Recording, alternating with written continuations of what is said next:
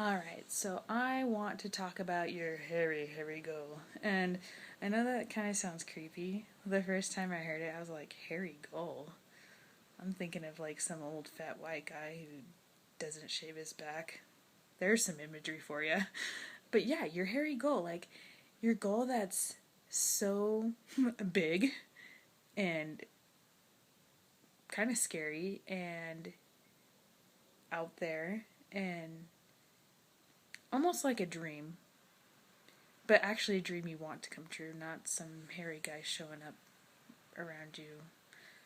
Anyway, your big hairy goal. This is a goal that you should have that is, it's going to take you a while to get to. Like, I say 6 months. For some people, it can be a year. For some people, it can be 5 years. And like I said, we're talking about fitness goals here, folks, nutrition goals, whyever you're here. Some people are here to lose weight. Some people are here to gain weight. Some people are here to trim up, lose fat. Some people are here to bulk up and become Arnold Schwarzenegger and take over the world.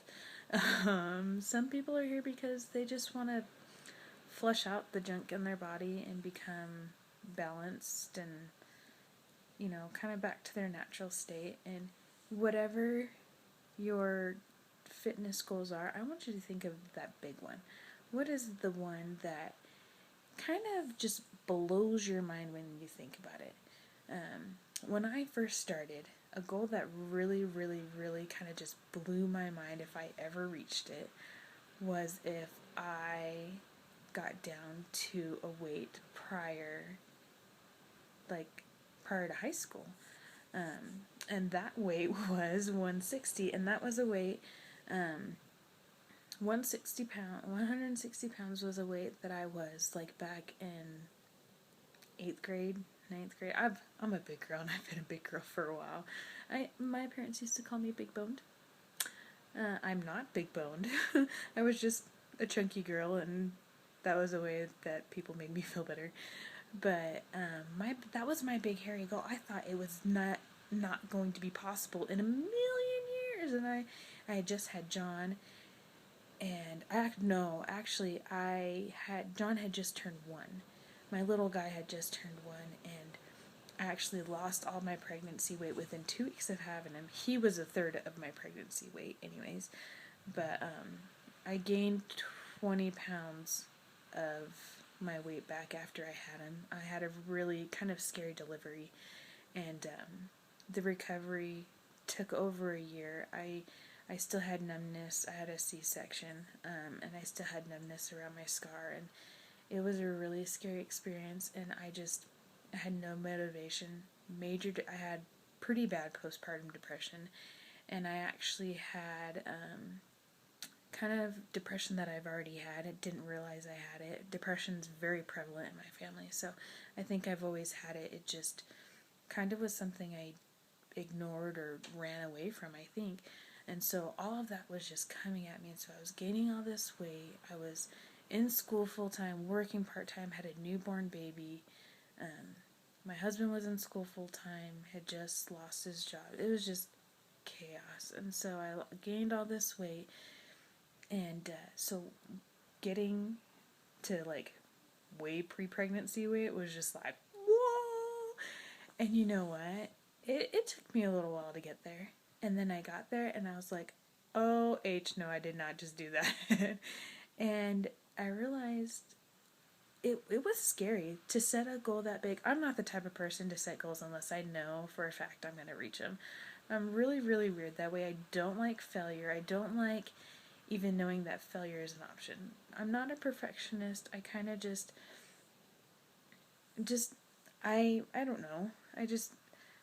Failure kind of freaks me out. Not being able to reach a goal kind of freaks me out, makes me nervous, and setting a goal that's beyond what I feel like my capability is, I've never done it before. And when I started with Beachbody and started, working out and getting healthy, that was my challenge. My coach challenged me to make a big hairy goal, one that scared me, that made me nervous, and one that I actually wasn't able to see myself reach. which is scary. I knew I would be super ecstatic if I could do it, but it was a big if.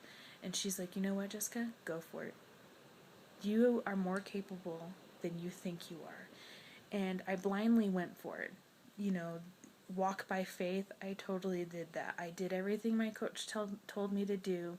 I learned, I gained experience and knowledge, and I hit bumps in the road. Don't think I didn't struggle.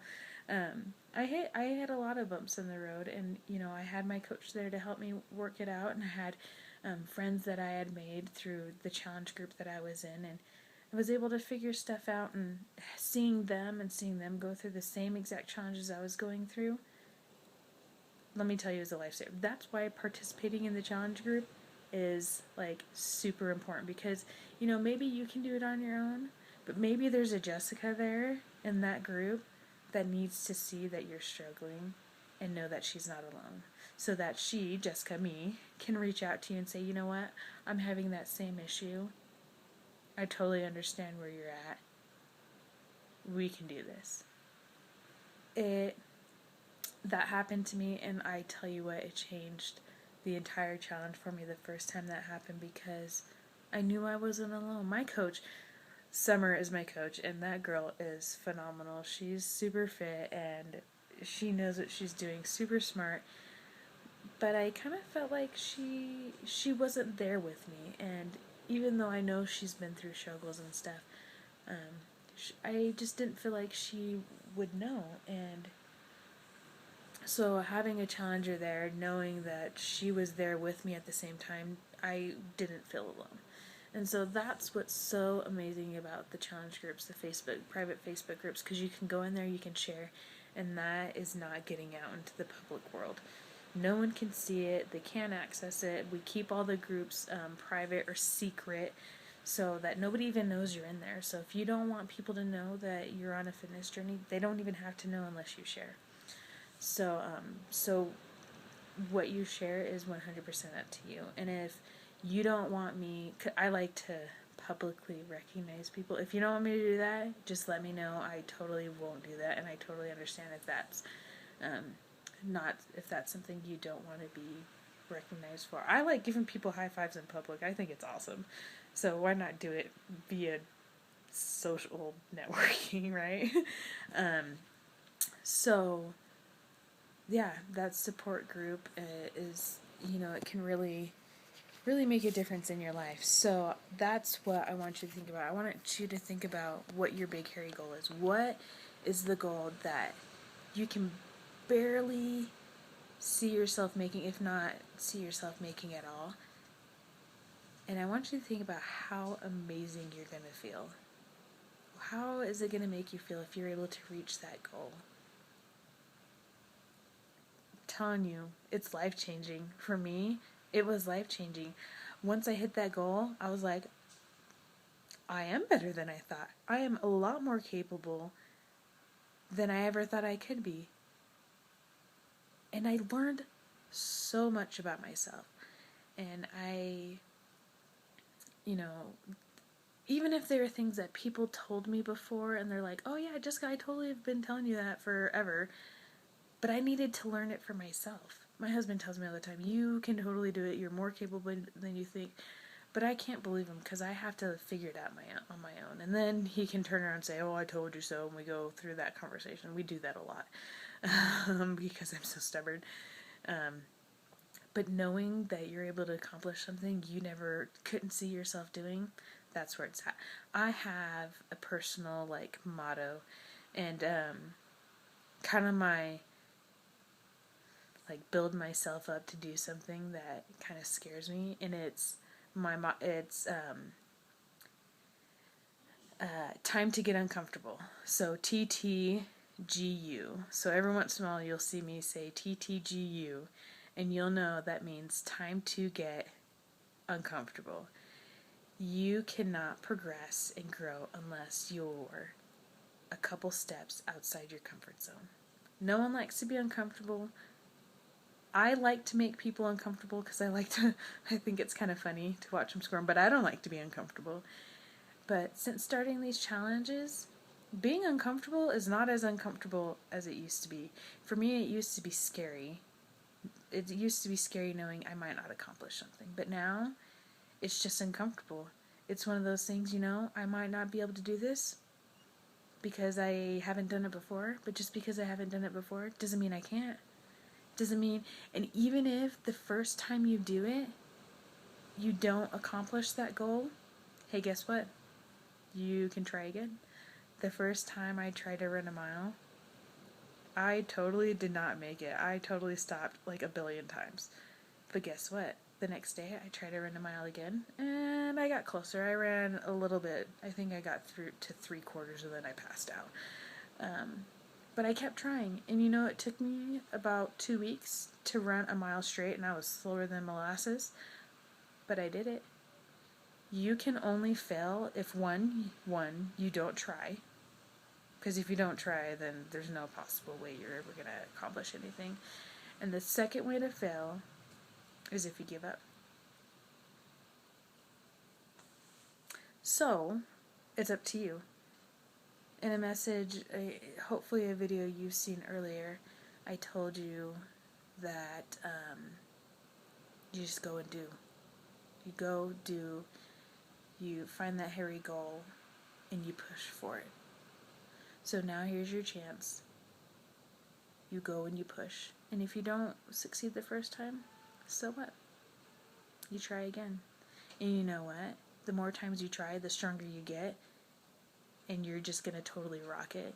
And you're going to feel a sense of accomplishment, and it is going to warm your heart like no other. Just like how I felt when I got to the top of Old Main Hill in Logan, Utah, at Utah State University.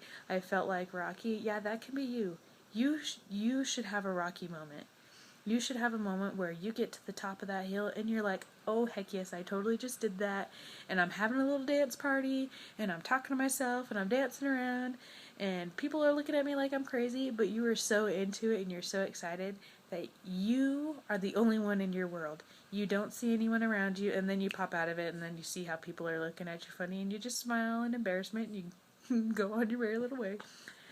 You can tell I've been through this a time or two. But that feeling, you will never forget that feeling. When you set a big hairy goal and you accomplish it, that's a feeling you are never, ever, ever going to forget. Because it's something you worked really hard for, and the harder you work for it, the sweeter the reward. So, make that goal. Make that goal as big and scary as it is, make it. And don't just make it in your head and then put it away. I want you to write it on a piece of paper.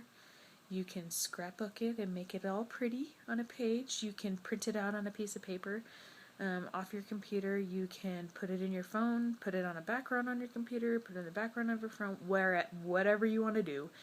But I want you to put it somewhere where you're going to see it. You're going to see it every day, and you're going to see it multiple times a day. Because that goal is going to remind you what you're pushing your body for. Why are you skipping out on drive-thru meals? Why are you TiVoing your favorite show and doing your workout first? Why are you getting up early in the morning? Why are you, foregoing drinks out with friends? Why are you getting water at restaurants instead of getting a margarita? It goes back to your why. Everything goes back to your why. And I want you to figure that out. This is, your hairy goal is important. That's what's going to drive you. Your why is going to get you going. But your hairy goal is, you need a goal. Everyone needs a goal. And as you reach that goal, guess what? You get to make another big hairy goal. And guess what? You get to have that same Rocky moment at the top of the mountain again. And the more drive and passion and the more deep-rooted why that you have, the more times you're going to have that Rocky moment. And I wish I could be there to video record your Rocky moment, because it's totally going to make you laugh and you're going to feel silly, but I think everyone should see what that looks like. No one will, because you never have someone video recording your life, because you're not a Kardashian, but whatever. So figure out your why, write it down, put it in your face, multiple times a day. Later on, we're going to talk about how to make that big, hairy Y a little bit more manageable than just this big, crazy, mysterious, elusive goal that you'll someday hit in the future. Anywho, let me know if you have any questions or if you need help figuring out your why, and I will talk to you later.